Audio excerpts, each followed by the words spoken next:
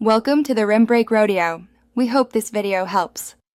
In this video, I will show you how to make delicious, easy kimchi. First, let's prepare our main ingredient, the cabbage. You'll need about 2 pounds of napa cabbage, quartered lengthwise.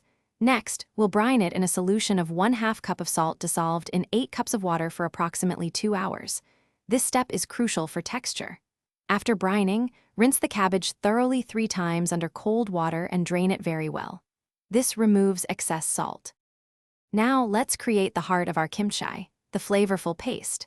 In a large bowl, combine 1/2 cup of gochugaru, which is Korean chili powder, with 1/4 cup of fish sauce and 2 tablespoons of freshly minced garlic.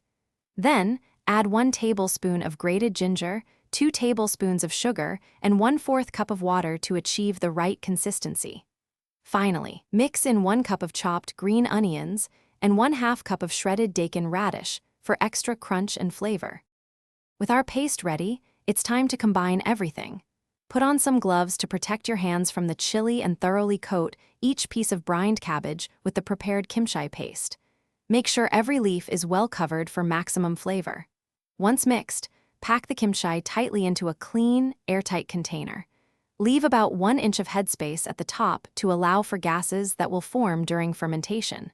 This ensures proper development. Now for the exciting part, fermentation and storage. Allow your freshly made kimchi to ferment at room temperature for 1 to 2 days. You might see some bubbles, which is a good sign. After this initial fermentation, transfer the container to your refrigerator.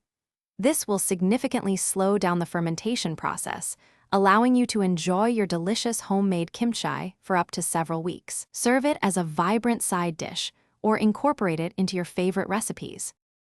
Thanks for watching. Consider subscribing if we helped you.